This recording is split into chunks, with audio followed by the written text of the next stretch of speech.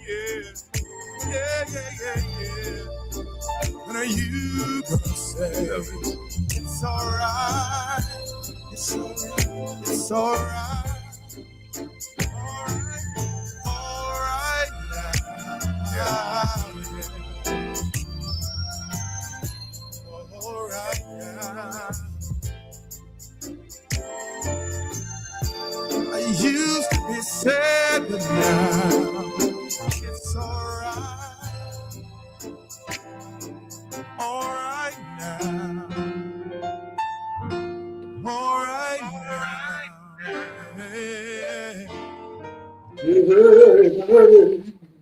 Uh-oh. All right now. All right. You sound like you got a little half a note in you. Little piece of a note. Okay. All right. Hostel Howard, do you mind if I go on with my introduction, sir? Do you mind at all? What? Okay. I was about to say, Two Lovers, that's Bossman's music. Man, I thought I was listening to some Luther there. Sounds a little Luther. All right. Okay. Hey guys, kick back, grab a glass and enjoy. Oh, kick back, grab a glass and enjoy. Soul to soul, sit down with the lady Songbird Jinda Harris. All right, welcome everyone. Let's talk. Hey, Jinda. Hey, William, how you doing? I'm doing great. I want to thank you so much for introducing me to all these wonderful artists. And man. love your podcast. Love your podcast. And let me just say this to the audience, guys. If you like this program, hey, click like and share, all right? And subscribe. You want to check out the latest Songbird Jinda Harris each and every Thursday right here, 5 p.m. Central Time and 6 p.m. on the East Coast. And Jinda, who is that guy sitting next to you? That's enough. That's enough, William. That is enough of you. You did your part. Well, I'm going to step aside. We've got one more. Maybe during the halfway point, we can play the second song by Mr. Bossman. Okay. Oh, yeah. Okay.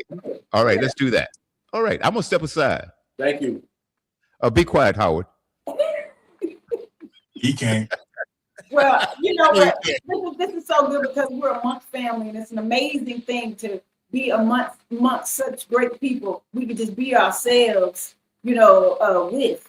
And I want to introduce to everybody that's listening in or tuning in or chiming in to everyone, Bossman Muziq. Yeah. I got my biggest hater to the right of you there, Jinda. Yeah, hey, don't worry about the boss, man. He hates everybody. I know. With a smile on his face. He hates you with a smile on his face. Those are dangerous kind, man. Yes, sir. I know him. I recognize him. Bossman, could you please introduce yourself to everybody that's listening in? And we're going to jump right into a couple of questions. Awesome. So I go by the name of Bossman Muziq. I'm a singer, songwriter, producer / DJ.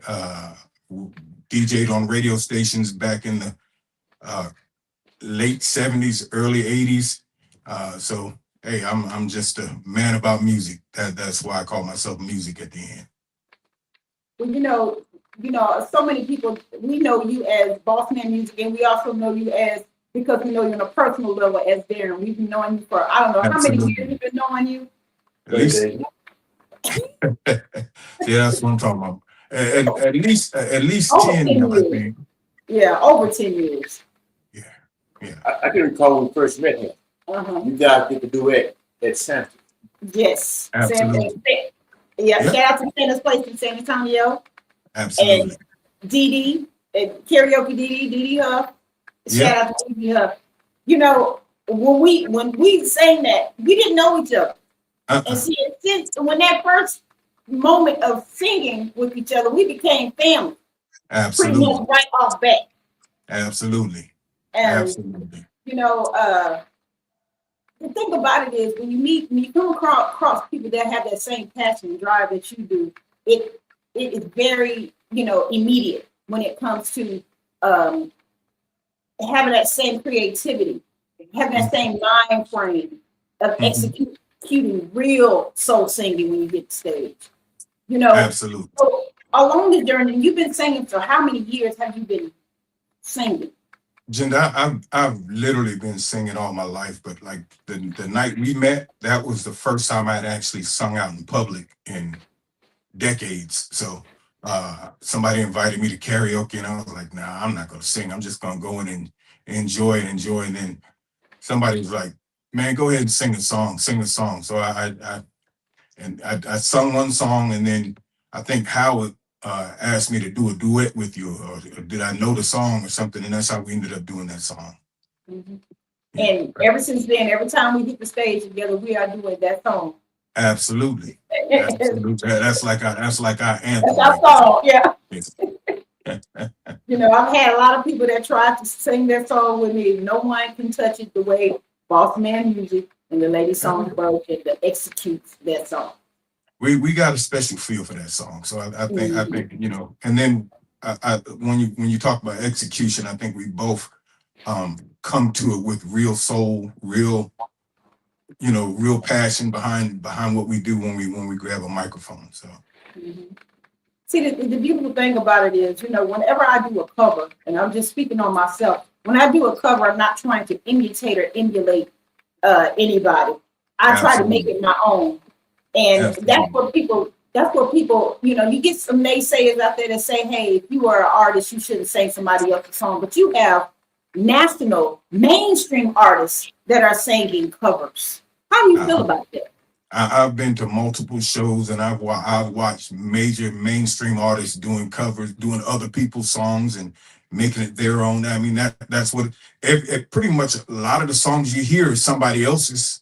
Mm-hmm. If you think about it, a lot of Luther Vandross songs, he didn't write those songs. A lot of those songs were do-overs. So for you to say an artist is not an artist because they put their own twist or a turn on a song, that's kind of ridiculous. But it is what it is. Yeah. Do you remember back in maybe 2002, we had a race in Houston, and I smoked you? 2002. 2022. 2022? We had a race. Him and I had a race. I remember back in 2022, we had a show in Houston, and after the show, we got back to the hotel, and I was trying to walk and catch up to you, and you took off running. I remember that. That's what I remember. That's what I remember. Yeah. I wish I would videotape that. Man, that would be one for the ages right there. Yes. Yeah. But you know, when it comes to singing covers, in which I try to implement covers into my sets. Not only when you come into an unfamiliar territory where people don't really know your music, it is good to be able to, they can identify with you even more or relate to you even more when you sing a cover. I call it an icebreaker. That's right. I like to call it an icebreaker. It's like these people don't know you. They don't know your talent. They don't know what level you're coming at. So if you have covers that you think you do pretty well, why not break the ice with that? You know what I mean? Now they can hear your talent. So now they're more tuned into what you bring to the table when you know, right. because if you are an artist, you do have some of your own original stuff that you like to do. And so, but if you start off with that, you might not grab their attention because they never heard the song.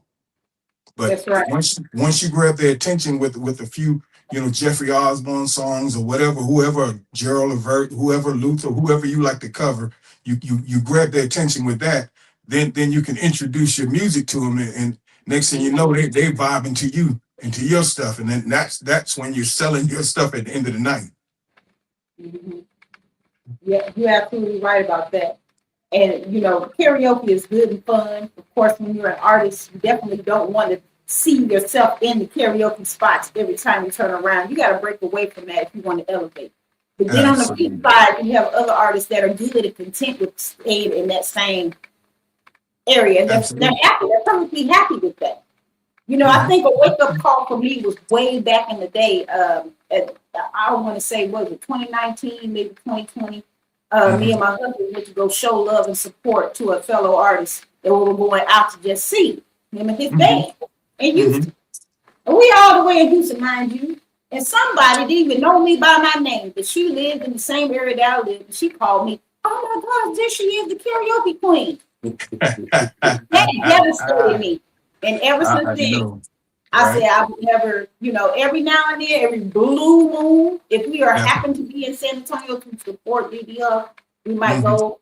But you have to break free in order for people to take you seriously. Yeah, for the most part.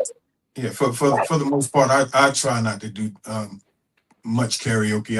Every now and then, or if it's a song I'm working on, I'll like if it's a cover song that I'm working on, I'll break it in a karaoke crowd just to get a feel for doing it, with the mic in my hand and in front of people. But for the most part, I stay away from karaoke. And it's twofold, because why if you're singing karaoke every night in a city, why would anybody pay to see you when they can come see you do that for free?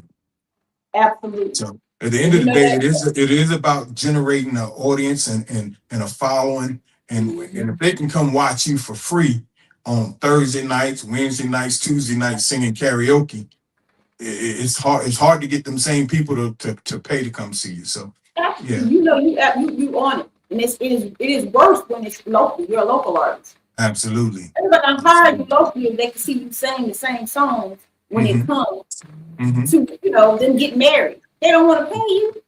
Absolutely. They're not going to want to pay you. So, but again, on the flip side, you have people that are content, and that is their level of success. They're happy with that. And if they're happy, I'm happy for them. All right. So, what to you is a good recipe for a song, for a hit song? What's a good recipe?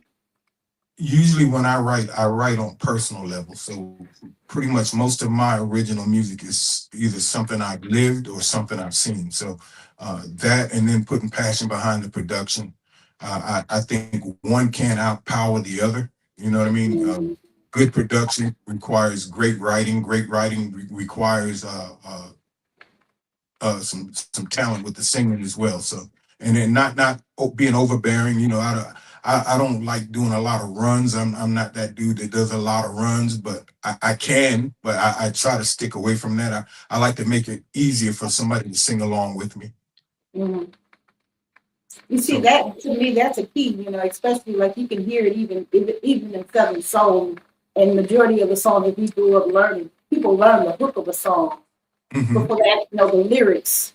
The words in between. So if you have a catchy hook, you got it. That too. Yeah. You got it. Absolutely. So what are some of the things you do to keep your vocal cords and your vocals in shape for your next show? I'm constantly in my studio, and I'm probably my worst critique. So I listen back to stuff that I've done and then try to home in on how to do it better. And as far as like exercising my voice, when I get up in the morning, I don't get up singing. I get up and you goggle and you're doing your T's and your stuff like that. I try, if I know I'm gonna sing in a couple of days or so, I try not to do that much talking. But just all those things that most artists know to do, just taking care of your vocal cords, because once you tear them, it's pretty much a wrap. So, and then I'm kind of seasoned, so I don't get to rebuild as fast as youngsters do. So just keeping my throat well taken care of. Hydration is key. Drinking plenty of water. People don't realize how important that is, but just because you want to keep your vocal cords lubricated. So yeah, that's right. That definitely is a must. And a lot of people, they're like, Jinda, dang, how you do 2 shows every now and then, every weekend, back to back, or 3 shows back to back. Definitely have to cover up your vocal cords. You have to refrain from drinking milk and a lot of, of course, drinking all of these different carbonated sodas and things like that. You kind of refrain from all of that. You have to stay hydrated. And of course, the magic spray. Yeah. Gotta keep that on deck. My friend. Guitar Center is my friend with that magic spray. So what's next? I try to hit that like what was that? Go ahead. What did Talk you about say? that spray. Oh, I try to hit that spray about 45 minutes before I'm gonna perform. Yeah. That spray is real good. You know, when you have to go out and get it. You have to get it in bulk because I still I bought mine in bulk and I'm still working on those. And it does definitely come in handy. So what's next for Bossman? I kind of found my niche, so I do a lot of private stuff now. I do a lot of weddings to where I'm actually singing at weddings and then DJing the after party, so to say. You know what I mean? So kind of double dipping on that end, but find and then private parties like this weekend I got a private party to do in Austin. So a 60th birthday party. So I'll be in Austin Saturday night doing that. But just finally found my niche, you know what I mean, to keep me busy. Booking at clubs and stuff. I mean, people don't. This is my personal experience. They don't want to pay you your worth, Right. and it's not like money is the end all be all for me. But at the end of the day, you know, it's got to make sense. You know what I mean? So Right. so yeah. So You're absolutely right. me just finding my niche and loving the lane that I'm in. I'm in my own lane. I ain't interrupting nobody because I've been on or been booked to do shows and then canceled at the last second because somebody said, well, if he's gonna perform, you know, look, you the headliner, you the star. Well, you don't be afraid of simple old me. I'm just gonna do what I do. Mm-hmm. You know what? You damn if you do, you damn if you don't. My thing is don't let nobody dim your shine. You know, because God will make room, your gift will make room for you. And you might not have been, you're not supposed to be on that card. And you know, it's a shame. I've had it happen to me before. I've had it happen to where technical difficulties mysteriously what happened during my set because I heard or some crazy stuff, you know. So, you know, it happens. you just have to. That's a part of the business. It's the ugly side of the business. It happens. It's the ugly side. But the beautiful thing, in hindsight of that, because that happened, other opportunities still will come and arise and take away all of those experiences. All of that experiences are all outweighed and outshined to good experiences. A lot of people are afraid for that mic to be hot before they grab it. No, Bossman. Yes, sir. Yes, sir. Cowboy Boss. I wrote a duet. Okay. I want you to listen to it. I want to see if you can you and Jinda can put it down for me. Okay. It's, you know, I'm down. It's all about love with you right over I'm here. down. So, I'm down. That's one I want you to hear. Okay. Send it to me. I'll check it out. Okay. Oh yeah. Because you know it's been way overdue. We've been putting it off. We've been busy on both sides. So definitely 2026, Bossman and Jinda need to cut out a record. We need to put one out. We need to cut out a record and we need to do another show. How about that? Absolutely. What do you want to do with it? I'll work on it today. I'll come back to Augusta. You know, that's home for me, so I can come back to Augusta and we can sell out. I'm gonna find another venue. Huh? You said you're gonna find another venue. Okay. Another parking, so concentrated down there. Gotcha. So I'll find another venue. Gotcha. So when it, of course, singing with a live band, singing with a track.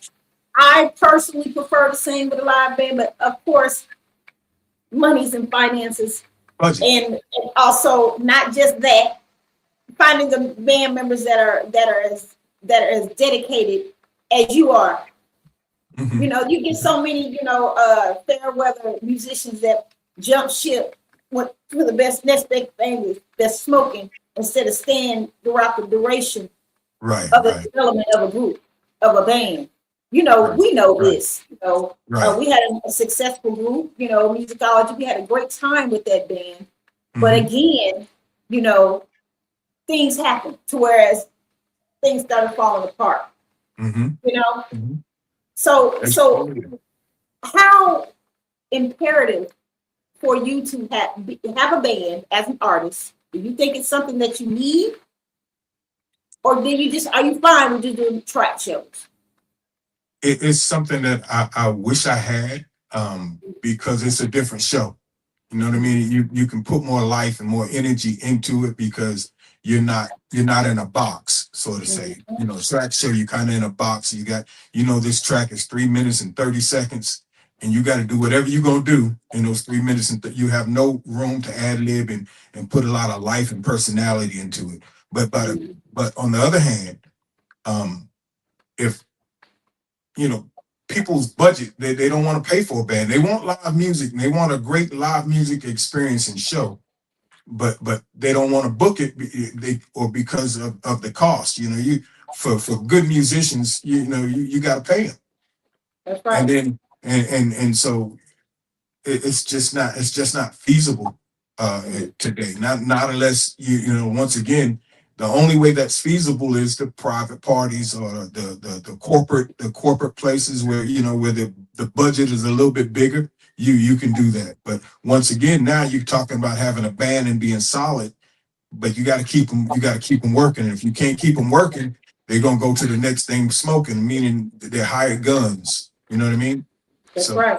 And I get it. I definitely get it. But yeah, it would be awesome to have a band that I could say is my band, because now we can get the sound just like I want that sound, and everybody knows how everybody's gonna move, and the energy on the stage is amazing. But at this point, and like right before the pandemic, I had actually moved some family of mine from the Augusta, Georgia area here. I was creating a band, and we had a very, very nice sound, but pandemic shut that down. So yeah. Pandemic, it shut a lot of things down, for a lot of folks, Mhm. So this is the part where I like to ask my guests, give me your top 5 that's on your playlist right now. So I'm a old school lover. So I'm still listening to the OJs. I'm still listening to Jeffrey Osborne. I'm listening to George Benson. Oof, That's 3. that's 3. I still listen to a lot of the old school Commodores. And let's see, who else is? Oh, I definitely got to say throw Luther in there. Yeah. All right. That's some good selections. That's some good choices. Now, if in a perfect world, who would you love to collaborate with? They can be gone, or they can still be here. Jeffrey Osborne. Okay. That's quick and easy right Jeffrey there. Osborne, yeah. And Jeffrey his voice is Osborne. still on point. Still on point. Absolutely. So since you are a songwriter, can you think of a song that you wish you would have written? Love Ballad. It's Jeffrey Osborne. Now, one thing, I'm big on remaking and remixing. I actually have, of course, a couple of songs I've already brought out that I remade, like the Bee Gees, and have them coming out, that I remade. Nobody's Supposed to Be Here will be coming out. Journey the Gap Band I have out that are remixed. Do you ever foresee yourself doing a remake to Love Ballad? I thought about it. I thought about it long and hard. I thought about doing that, and then I reproduced Outstanding by the Gap Band as well, and those were the 2 that I was gonna actually do. I've actually reproduced it, and when you hear it, that's what it is, but it's got another little flavor to it. It's got that little Bossman flavor to it with the production. But once you hear the song, you still know that's what it is. But yeah.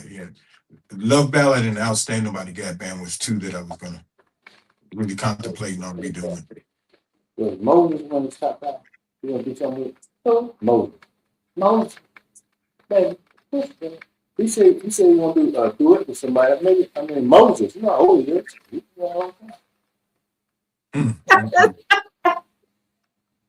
So just help. Let us pray. Heavenly Father, please put a muzzle on Howard Harris now. Keep it on there for the rest of the show. Amen. Won't he do it? Won't he do it? So, do you have anything that you would like to give? Any information, any hidden gem that you like to give to an upcoming artist that's looking at this and they say, "Hey, I want to be on the level where Bossman Muziq is, or the Lady Songbird Jinda is." You might want to be on Lady Songbird Jinda's level. You don't want to be on Boss Man's level because Boss Man is a hidden secret, like a hidden gem. Like don't too many people know much about him, but when he shows up, he shows out. So, but on a serious note though, take your craft serious. Take care of your voice.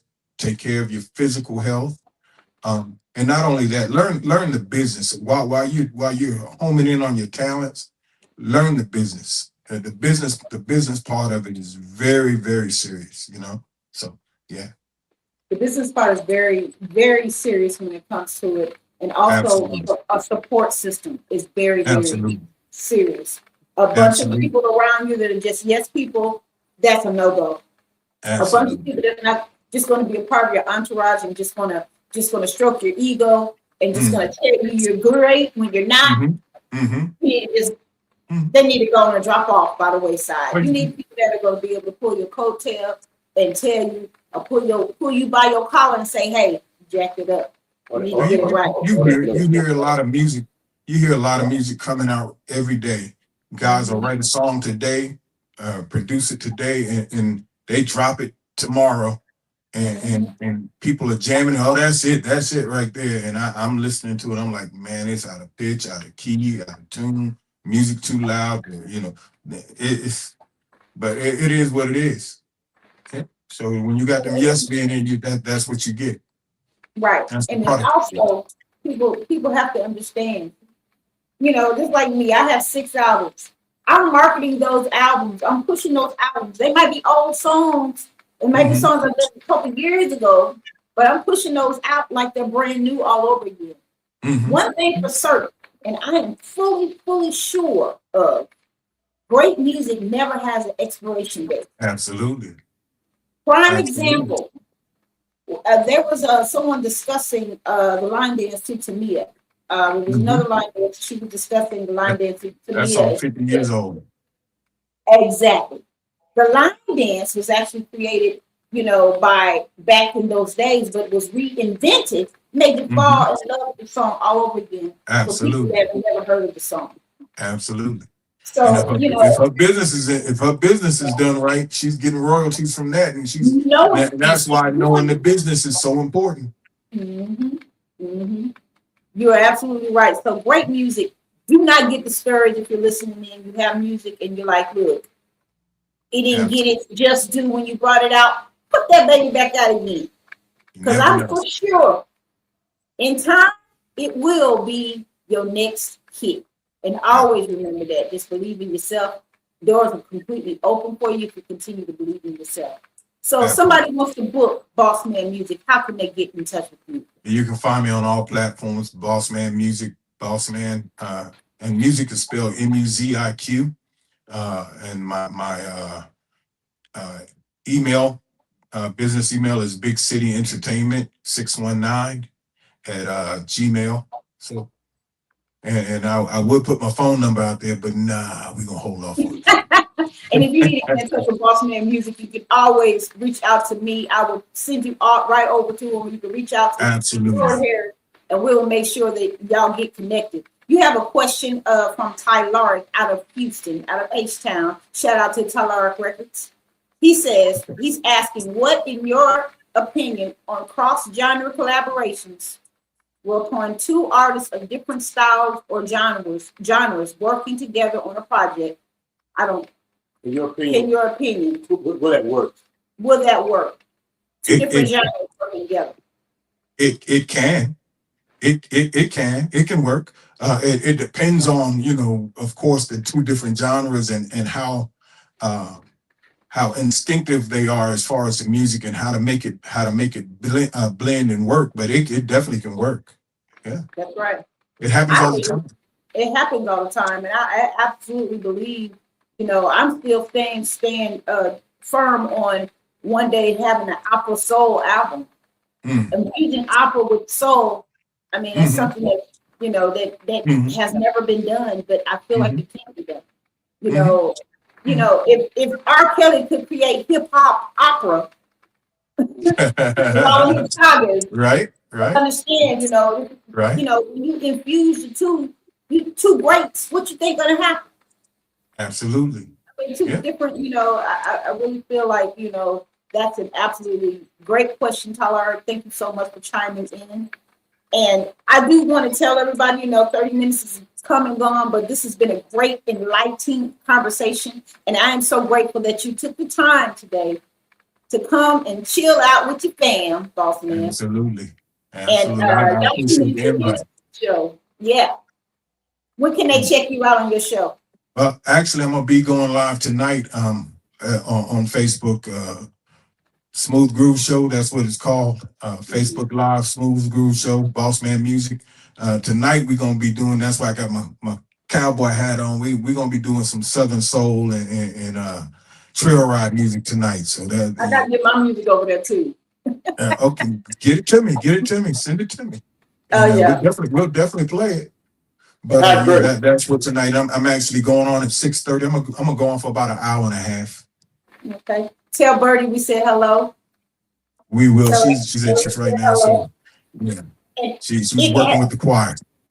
Oh, okay. Well, it has been a pleasure once again. 30 minutes is already gone.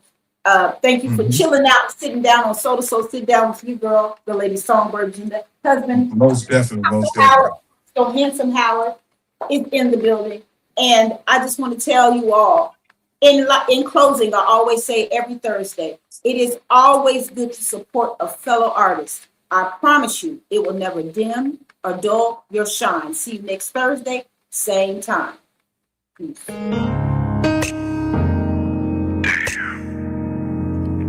we go again with that same old stuff. What you gonna do? And make sure you come back tonight for Mad Mill and Wild Will, coast to coast. Are you trying to do what I gotta do to provide for my family? You wanna know what I'm doing? That's what I'm doing. Check it.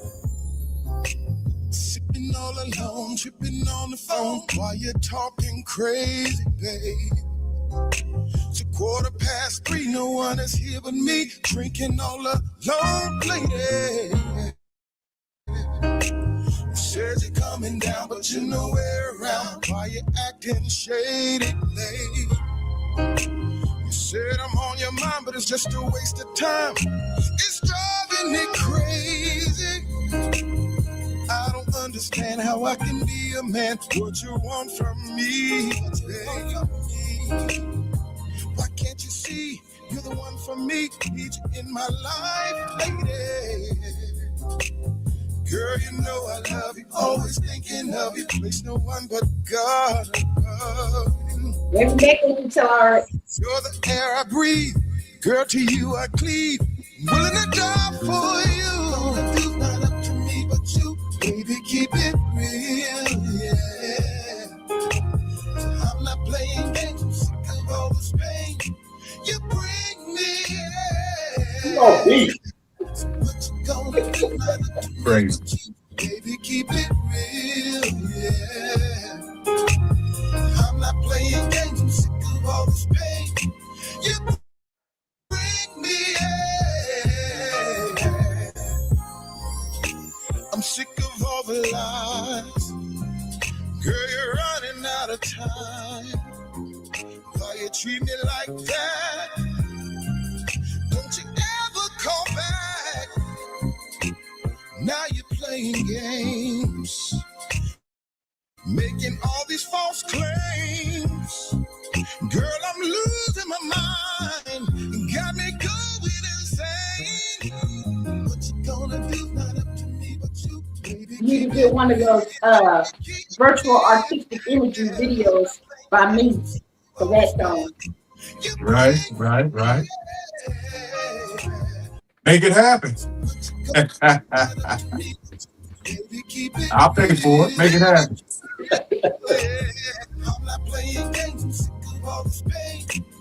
Matter of fact, you can take it out to Money Howard owed me.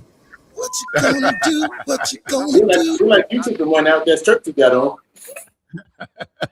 Hey guys, thank you so much for tuning in to Soul to Soul. Sit down with the latest songbird, Jinda Hurst, each and every Thursday, 5 p.m. Central Standard Time, 6 p.m. on the East. And come back if you like that great music. Come back at 8:15 p.m. on the East, and you hear that. We're gonna play some Bossman music tonight, along with the latest songbird, Jinda, Lab 101, Tesla and A, and a whole lot more. And Mr. Tyler, I want you to tune in also, guys. Kick back, grab that glass, and enjoy. Howard, I will see you later. All right, bye. Bye. Bye bye. I'll see you next Thursday. Peace.